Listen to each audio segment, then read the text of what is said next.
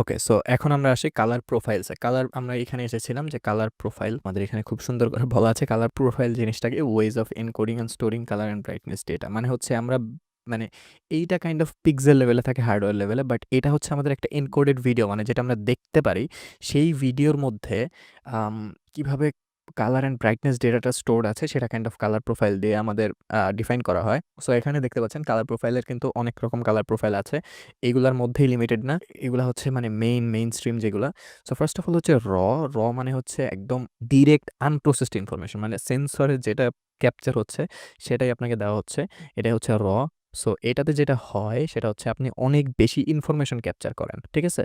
So আপনার যেটা সুবিধা হয় যে এখানে আপনি এই ইনফরমেশন যেহেতু আপনার কাছে আছে, যেহেতু আপনাকে কোনো কিছু বেক ইন করে দেওয়া হয়নি, মানে ভিতরে একদম মানে মিলিয়ে দেওয়া হয় নাই, তাই আপনার কিন্তু খুব বেশি আপনার ইনফরমেশন থাকে। সো আপনি যদি হাইলাইট, শ্যাডো এগুলো নিয়ে কাজ করেন, মানে যখন আপনি কালার গ্রেডিং করেন তখন আপনি অনেক ফ্লেক্সিবিলিটি পান। বিকজ আপনার কাছে কোনো কিছুই কিন্তু আপনাকে একদম মানে মিশিয়ে দেওয়া হয় না। আর মানে ভিডিওটার মধ্যে জাস্ট ইনফরমেশন আছে যেগুলো আপনি যেভাবে খুশি সেভাবে নাড়াচাড়া করতে পারবেন। ঠিক লগটা সেম জিনিস, বাট এটা আরো বেশি কম্প্রেসড। এটা অনেকটা কম্প্রেস থাকে, বাট এটা স্টিল র এর মতোই কাজ করে। অনেক বেশি ডিটেইলস থাকে হাইলাইটস এন্ড শ্যাডোসে। বাট যেহেতু এটা এই দুইটা ফরম্যাটে, বিশেষ করে এটা কম্প্রেস করে লগ ইউজ করা হয়।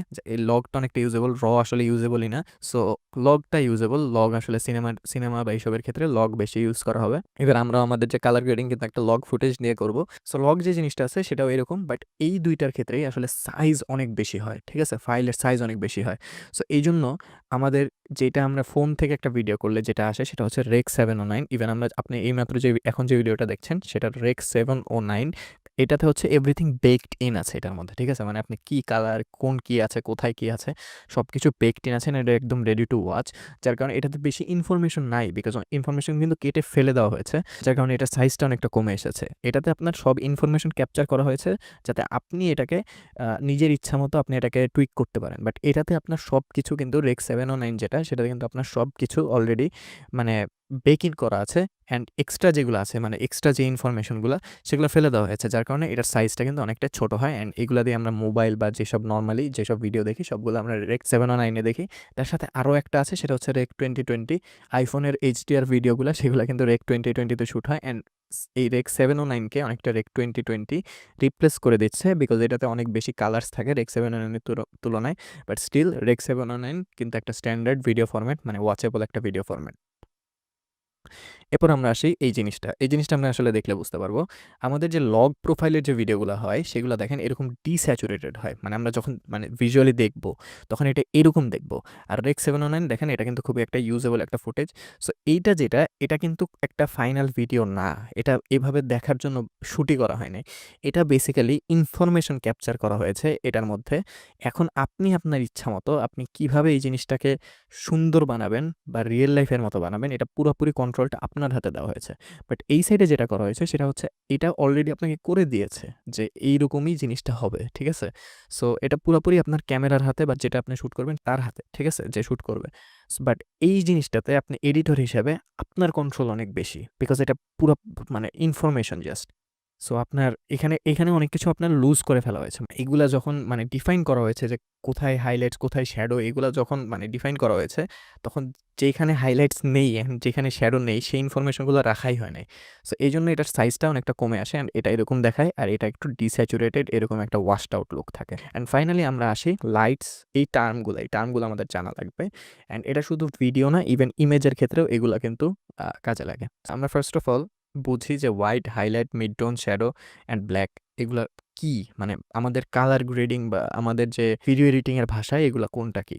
ফার্স্ট অফ অল হাইলাইট হচ্ছে যেখানে লাইট আছে, মানে একটা এনলাইটেন্ড এরিয়া, যেমন তার নাক বা তার মুখ, মানে ডিরেক্ট তার মুখের উপরে লাইটটা পড়েছে, সো তার মুখটা অনেকটা একটা হাইলাইটেড এরিয়া, ঠিক আছে? মিড টোনস মানে আমি বলতে পারি পুরোপুরি খুব বেশি হাইলাইটেড না, যেমন তার একদম এই যে এজটা, এই জায়গাটা কিন্তু প্রচুর হাইলাইটেড, ঠিক আছে? সো এটা হাইলাইট। অ্যান্ড মিড টোন হচ্ছে এই জায়গাটা, ঠিক আছে? কাইন্ড অফ এই জায়গাটা আমরা ধরতে পারি। অ্যান্ড শ্যাডো হচ্ছে যেই পার্টটা শ্যাডো। এই যে এগুলো হচ্ছে শ্যাডো। এখানে কিন্তু অনেক শ্যাডো পড়েছে। এখানে বেশি লাইট নেই। এটাই হচ্ছে শ্যাডোস।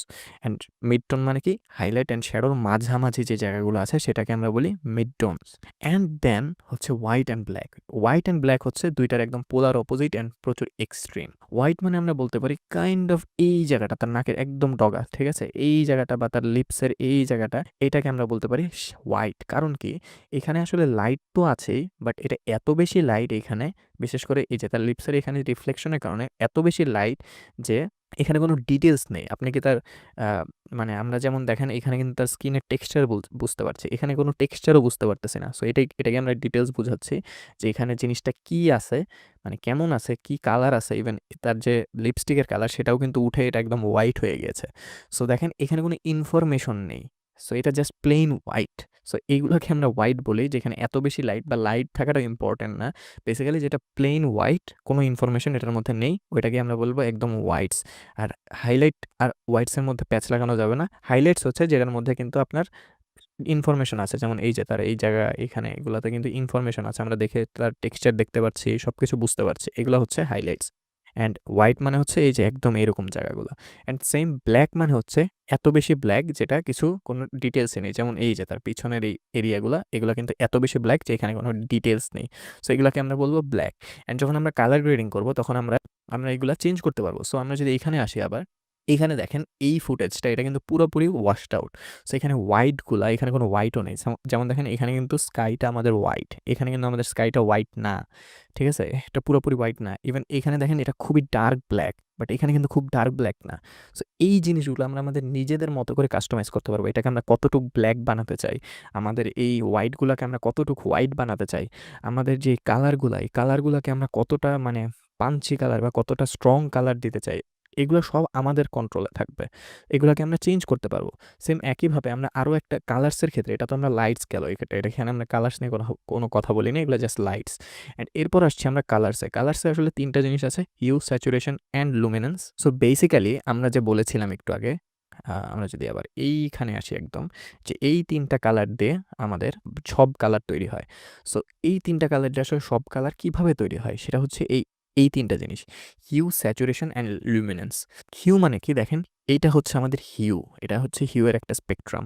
এখান থেকে দেখেন এইখান থেকে যদি আমরা এদিকে যাই, দেখেন আমাদের কিন্তু লিটারালি কালারটাই চেঞ্জ হচ্ছে। সো আমরা হিউকে অ্যাকচুয়াল কালার বলি। মানে খালি চোখে আমরা যেটাকে নরমাল ভাষায় যেটাকে কালার বলি, সেটাই এখানে আমরা হিউ বলি। দেন স্যাচুরেশন হচ্ছে কালারটা কত বেশি ইনটেন্স, সেটা হচ্ছে স্যাচুরেশন। অ্যান্ড দেন লুমিনেন্স হচ্ছে ব্রাইটনেস, বেসিক্যালি জিনিসটা ওই কালারটা কত বেশি ব্রাইট। এইখানে যদি আমরা আবার ব্যাক আসি, তাহলে দেখেন এটা একটা স্যাচুরেটেড ইমেজ। কারণ কি? এইখানে কিন্তু আমাদের কালারগুলো স্ট্রং, বাট এইখানে কিন্তু কোনো কালারই নেই। সো এটার স্যাচুরেশন খুবই খারাপ। ঠিক আছে? অ্যান্ড দেন হিউ মানে কি? একটা স্পেসিফিক কালার, যেমন এটা গ্রিন। ঠিক আছে? এটাকে আমরা চাইলে কালার গ্রেডিং করে এই গ্রিনগুলোকে রেড বানাতে পারি। ঠিক আছে? সো এই জন্য আমরা হিউ জিনিসটাকে আলাদা করে বলি, বিকজ আমরা চাইলে হিউগুলোকে চেঞ্জ করতে পারি, আমরা চাইলে ব্ল্যাকগুলোকে চেঞ্জ করতে পারি, আমরা চাইলে হোয়াইট, আমরা চাইলে হাইলাইট, আমরা চাইলে মিড টোনস, শ্যাডো, প্রত্যেকটা জিনিস আমরা চেঞ্জ করতে পারি। অ্যান্ড আমরা চাইলে লুমিনেন্স মানে কোন পার্টে ব্রাইটনেস কতটুকু বেশি সেটা আমরা চাইলে কন্ট্রোল করতে পারি আমরা কালার গ্রেডিং এর মাধ্যমে। আমরা আমাদের স্কাইয়ের লুমিনেন্স মানে হচ্ছে ব্রাইটনেস।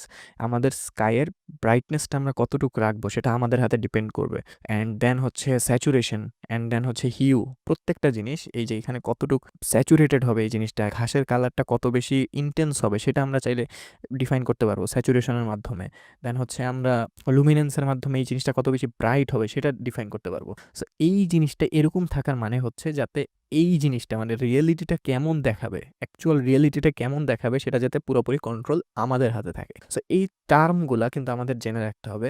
হোয়াইট কি, হাইলাইট কি, মিড টোনস কি, শ্যাডোস কি অ্যান্ড ব্ল্যাক কি, এগুলো আমাদের কিন্তু জানা থাকা লাগবে। অ্যান্ড সেম একইভাবে কালার্সের ক্ষেত্রে হিউ কি, স্যাচুরেশন কি অ্যান্ড লুমিনেন্স আমাদের জানা থাকা লাগবে। অ্যান্ড আমরা আবার সোজা ভাষায় যদি আরেকবার এটা জিনিসটাকে বলি, হিউ মানে হচ্ছে একদম ডিরেক্ট কালার্স। ঠিক আছে?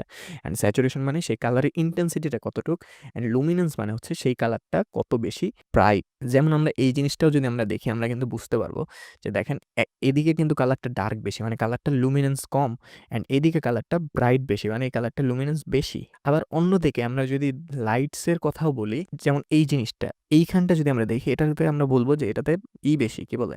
এটাতে ব্ল্যাকস বেশি। এইখানে হোয়াইটস বেশি। বিকজ আমরা যখন একটা কালারকে হোয়াইট মিশাই একটা কালারের মধ্যে, সেই কালারটা কিন্তু হালকা হতে থাকে, ঠিক না? যত এটাতে আমরা যদি একটা কালার মানে রিয়েল লাইফে কালার নিয়ে আমরা যদি ওয়াটার কালার নিয়ে খেলি, আমরা যদি হোয়াইট মিশাই তখন আমরা দেখব যে কালারটা তত বেশি হালকা হচ্ছে। অ্যান্ড যত বেশি ব্ল্যাক মিশাবো তত দেখবো আমরা সেই কালারটা তত গাঢ় হচ্ছে, তত বেশি ডার্ক হচ্ছে। সো এইভাবেই কাইন্ড অফ আমাদের ডিজিটাল মিডিয়াতেও কাইন্ড অফ জিনিসগুলো এভাবেই কাজ করে। সো আশা করি এই কনসেপ্টগুলো আপনাদের জন্য ক্লিয়ার অ্যান্ড এগুলা কিন্তু আপনারা কালার গ্রেডিংয়ে অনেক বেশি কাজে লাগবে।